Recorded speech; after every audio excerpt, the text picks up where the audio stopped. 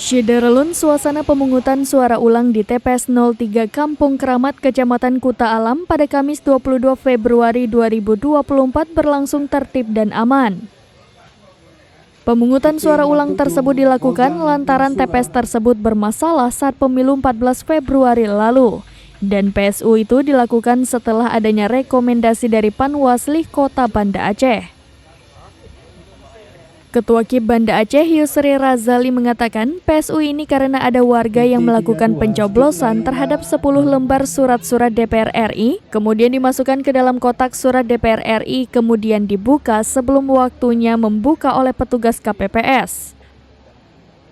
Warga yang melakukan pencoblosan terhadap 10 lembar surat suara DPR RI kemudian dimasukkan ke dalam kotak suara DPR RI, kemudian dibuka sebelum saatnya membuka oleh petugas kita KPPS, sehingga dengan ada rekomendasi dari pengawas TPS kemudian diusulkan kepada KPPS mengusulkan kepada PPK dan mengusulkan kepada kita KIP, sehingga kami buat rapat pleno.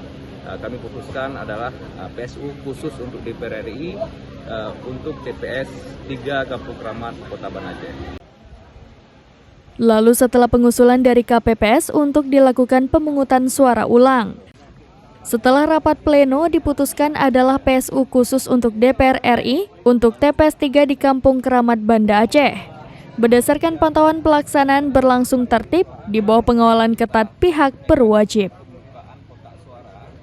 Dari Banda Aceh, Henry, serambinews.com. Download Tribun X sekarang, menghadirkan lokal menjadi Indonesia.